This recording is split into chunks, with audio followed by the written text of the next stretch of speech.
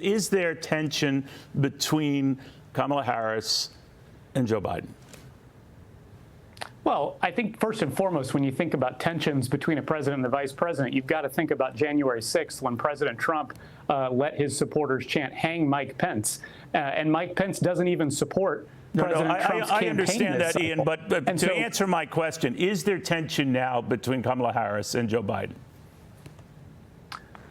Well, look, I think that when Vice President Harris is out there on the stump and she's answering voter questions and she's answering questions from reporters like Brett and yourself every day, and she's answering the question to say, I'm running as my own candidate.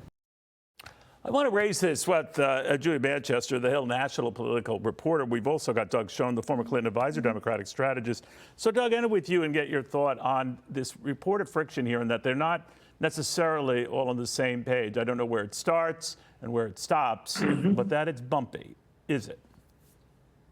It is something. I mean, Ian Sams basically confirmed to you, Neil, that this is a real problem because Biden's ratings on the economy and overall are about 42%. She's been unable to distinguish herself.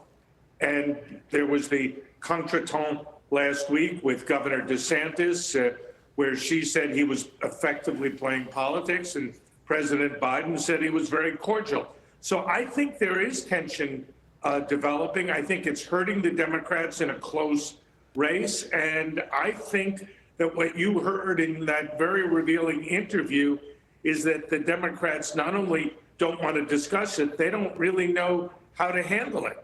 You know, Julia Manchester, one of the things I was noticing in Pennsylvania where it's very, very tight is you almost try to zero in on any little base that you could build off of. And for the Harris campaign, it's trying to go after a lot of disaffected Nikki Haley supporters. What do you think of that strategy, particularly in Pennsylvania?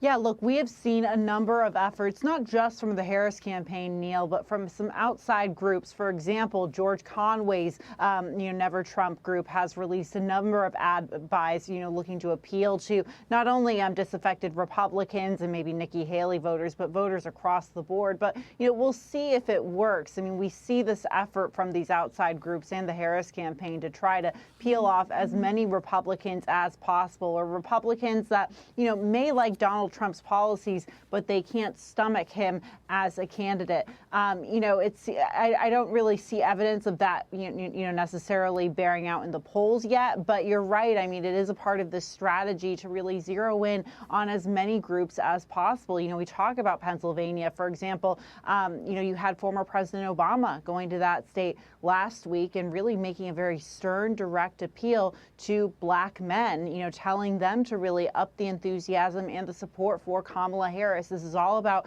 a game of addition and coalition building, and this is what you're seeing at play. Doug, you're talking about using Barack Obama. The campaign is also, that is the Harris campaign, utilizing Bill Clinton more and maybe a lot more. What do you make of that?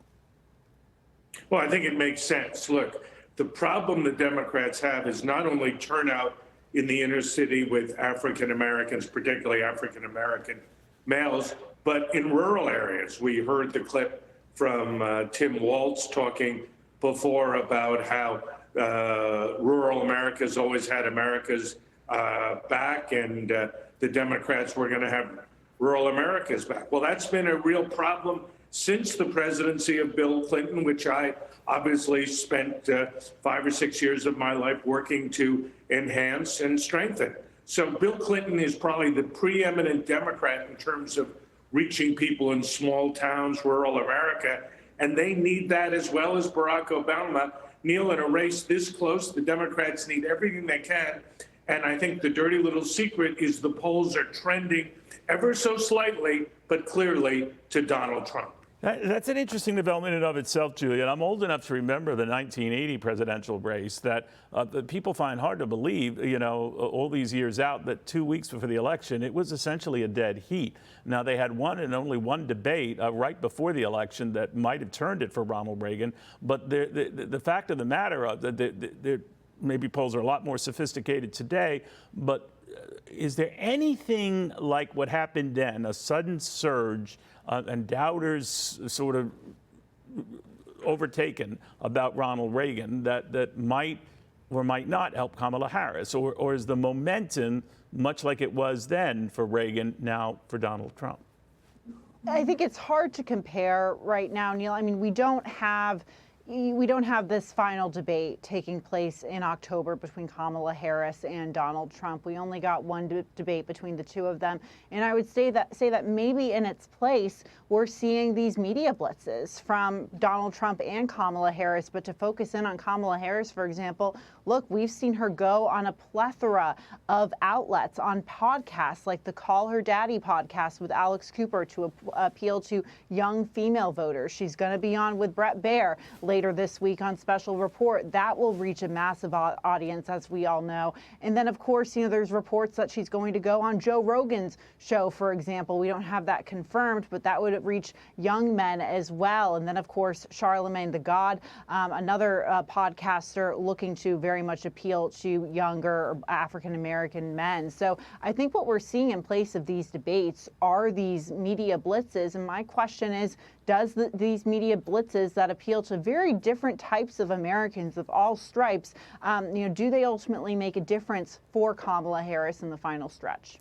We shall see, and we shall watch. Julia, Doug, thank you both very much. Hey, Sean Hannity here. Hey, click here to subscribe to Fox News YouTube page and catch our hottest interviews and most compelling analysis. You will not get it anywhere else.